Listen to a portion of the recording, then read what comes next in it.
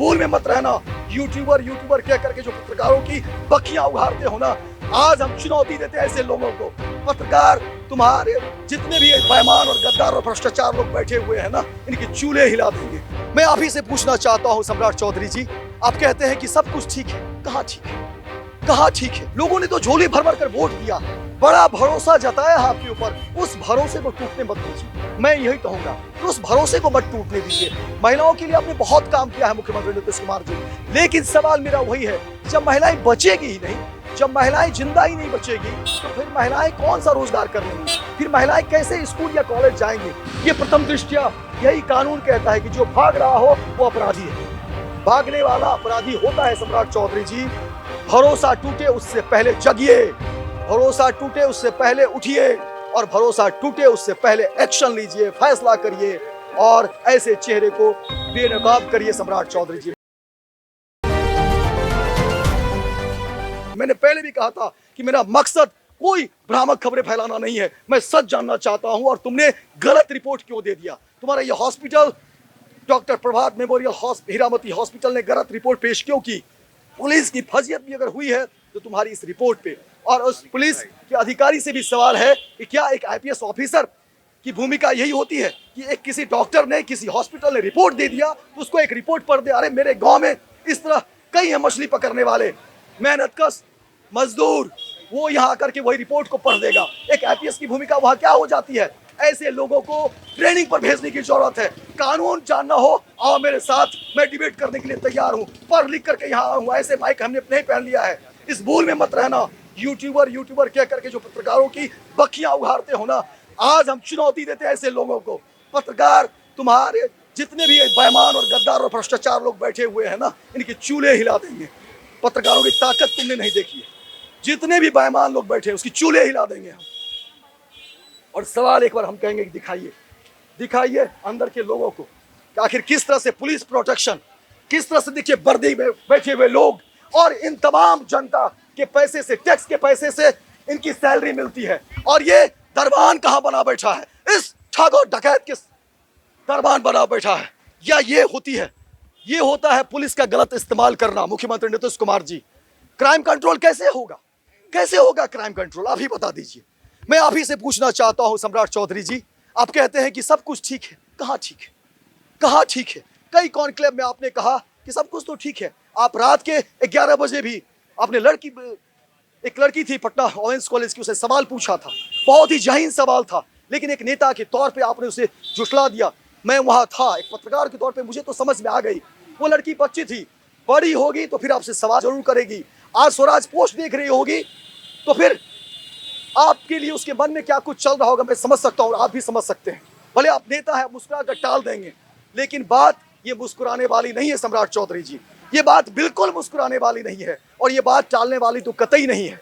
किसी की बच्ची की जान गई है, रेप हुआ है, और गनीमत तो देखिए कि अगर पोस्टमार्टम रिपोर्ट नहीं आता तो फिर क्या होता? लड़की को बदचलन साबित करने की भी कोशिश की गई थी।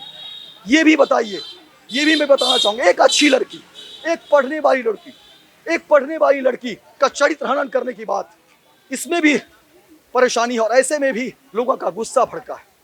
आपने 100 से ज्यादा लोगों को नामजद कर दिया गया कारगिल चौक पर।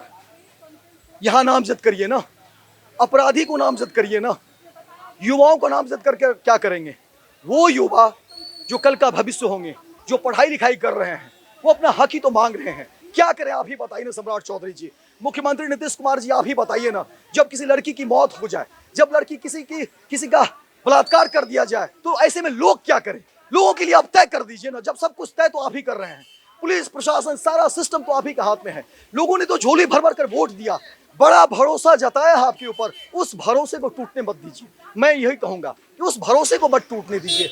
महिलाओं के लिए आपने बहुत काम किया है मुख्यमंत्री नीतीश कुमार जी, लेकिन सवाल मेरा वही है कि जब महिलाएं बचेगी ही नहीं, जब महिलाएं जिंदा ही नहीं बचेगी, तो फिर महिलाएं कौन सा रोजगार कर लेंगी? फिर महिलाएं कैसे स्कूल या कॉलेज जाएंगी? कोई बात नहीं, मैं पानी उन लोगों को पिला दूंगा। महिलाएं कैसे बचेगी मुख्यमंत्री नीतीश कुमार जी? ये सवाल है, ये भरोसे का सवाल है। आप कहते हैं कि 2005 से क्या था जी, ठीक है, आपने काम किए हैं, लेकिन ये कैसा काम चल रहा है?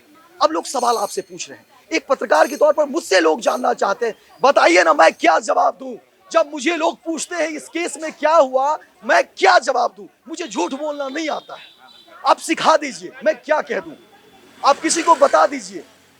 मैं तंग आ चुका हूं लोगों को जवाब देते देते। मैं क्या बताऊं, लड़कियों को इंसाफ मिलेगा नहीं मिलेगा, मैं क्या बताऊं, ये जवाब दीजिए। मुझे नेताओं की तरह झूठ बोलना नहीं आता, यही हमारी दिक्कत है। सम्राट चौधरी जी, कुछ करिए, कुछ करिए, आगे निकलिए। और ऐसे जो भी है, मैं ये नहीं कहता हूं, सच सामने आना चाहिए। अपराधी कौन है ये कानून तय करेगा, लेकिन भागने वाले को भगोड़ा ही कहा जाता है। कई लोगों ने मुझे सवाल कहा कि अपराधी तो अभी तय नहीं हुआ है। मैंने कहा बिल्कुल अपराध अभी तय नहीं हुआ है, बिल्कुल अपराधी अभी तय नहीं हुआ है, लेकिन जो लोग भाग रहा हो उसे अपराधी ही कहा जाएगा। सम्राट चौधरी जी, जो भाग रहा हो, पुलिस भी किसे पकड़ती है, जो भागता है। पुलिस भी राह चलते किसे पकड़ती है, या कहीं भी पुलिस जाती है औचक निरीक्षण में, जांच में। ये प्रथम दृष्टया यही कानून कहता है कि जो भाग रहा हो वो अपराधी है, भागने वाला अपराधी होता है। सम्राट चौधरी जी, इतना कानून मैं भी समझता हूं। इसीलिए, और सबसे बड़ी बात है, इतना उधेड़-बुन क्यों, क्यों इतना उधेड़-बुन, क्यों इतनी परेशानी, और क्यों इतनी लेट लतीफी, इंसाफ मिलने में इतनी लेट लतीफी क्यों। और जांच ही की तो बात हो रही है, जांच ही की तो बात हो रही है, इतनी देरी क्यों जांच में, सवाल यह है सम्राट चौधरी जी। और अब जहानाबाद ही नहीं, पूरे देश से लोग टकटकी लगाए देख रहे हैं। पूरे देश से लोग ये जानना चाहते हैं सम्राट चौधरी जी कि क्या बिहार में मुख्यमंत्री नीतीश कुमार जी, बिहार में एनडीए की सरकार महिलाओं के लिए जब इतनी सारी योजनाएं ला रहे हैं, तो क्या महिलाओं की अस्मत की रक्षा नहीं कर सकते। ये सवाल पूछ रहे हैं सम्राट चौधरी जी, ये सवाल पूछ रहे हैं मुख्यमंत्री नीतीश कुमार जी। और टकटकी लगाए लोग आपका इंतजार कर रहे हैं, आपके फैसले का इंतजार हो रहा है मुख्यमंत्री नीतीश कुमार जी। क्योंकि मैंने तो सबको देख लिया, सबको देखा, वर्दी पर दाग लग रहे हैं। भरोसा टूटे उससे पहले जगिए, भरोसा टूटे उससे पहले उठिए, और भरोसा टूटे उससे पहले एक्शन लीजिए, फैसला करिए, और ऐसे चेहरे को बेनकाब करिए। सम्राट चौधरी जी, मैंने दर्शकों से वादा किया था, क्योंकि जब डॉक्टर सतीश ने घोषणा किया था कि मैं प्रेस कॉन्फ्रेंस करूंगा, मैंने कहा कि मैं आऊंगा। और उसके बाद देखिए, फिर से दोबारा भगोड़ा साबित हुआ डॉक्टर सतीश, फिर से दोबारा भगोड़ा हुआ डॉक्टर सतीश। अपने कहे के मुताबिक फिर से भाग खड़ा हुआ डॉक्टर सतीश। डॉक्टर प्रभात मेमोरियल हीरामती हॉस्पिटल के कारनामे क्या होंगे, ये जांच में सारी चीजें पता चलेगी। लेकिन जो स्थितियां हैं, जो परिस्थितियां हैं, जो इन लोगों का रवैया है, वो पूरी तरह से शक के घेरे में है। इसलिए बड़ी कार्रवाई, और लोग कह रहे हैं कि मैं बुलडोज होता देखना चाहता हूं इस हॉस्पिटल को। और सवाल है कि लोगों के इस उम्मीदों पर क्या सरकार खरा उतर पाएगी, लोगों के इस उम्मीदों पर क्या सरकार कुछ एक्शन लेगी। ये आम आवाम, ये पूरे बिहार की जनता नहीं, अब देश की जनता जानना चाहती है। इन तमाम सवालों के साथ हम आपको छोड़े जा रहे हैं। आप सब अपनी राय रखिए, कमेंट करिए, और ज्यादा से ज्यादा शेयर करिए, ज्यादा से ज्यादा शेयर करिए, ताकि दूर दूर तक लोग पहुंचे। और अपनी राय जरूर रखिए, क्योंकि आपकी राय बेहद महत्वपूर्ण हो जाती है। क्योंकि लोकतंत्र में एक आम आदमी की ताकत बहुत ज्यादा है।